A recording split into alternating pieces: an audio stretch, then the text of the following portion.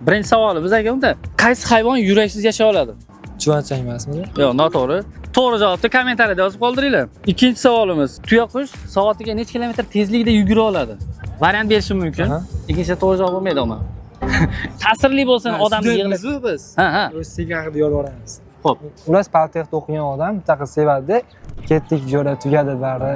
Oltin davrim o'tdi kumushdek. O'sha qizni unutib bugun so'ng uchamiz qanotsiz qushdek. Oxirgi kun, oxirgi soat, misol balki tushlarga indi. U Toshkentga ketgan mahal men qishloqqa ketaman endi. 4 yil o'qib, 4 xona ichra, ko'zlarida boqmayin sevdim. Hayolimda qaloli bo'lib vodiyimga ketamiz dedim. Hayol qoldi hayolligicha, oliy degan diplomni oldik. Hamma fanni 5 ga topshirib, ishq fanidan yiqilib qoldik. Bizni sevgi edi boshqacha. Yurmas edik asabimiz yeb, uringanman aytishga qancha yuragimni yoqib qoldi deb. Qo'y kuyinma taqdir ekanda, sevgimizni baham ko'rmaslik, peshonaga yozilgan ekan, tor kilpamga kelin bo'lmaslik.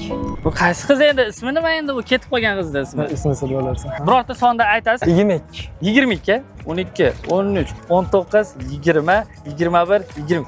Bak, 100 ming so'm yutish imkoniyatlari bor edi. 23 deganingiz aka mana. Aka, Pul yutuqlari ishtirok etganingiz uchun rahmat aka. Salomat bo'ling, salomat bo'ling. 23 deyish kerak edi akalik. Tug'ilgan kun 22 yetdi aka.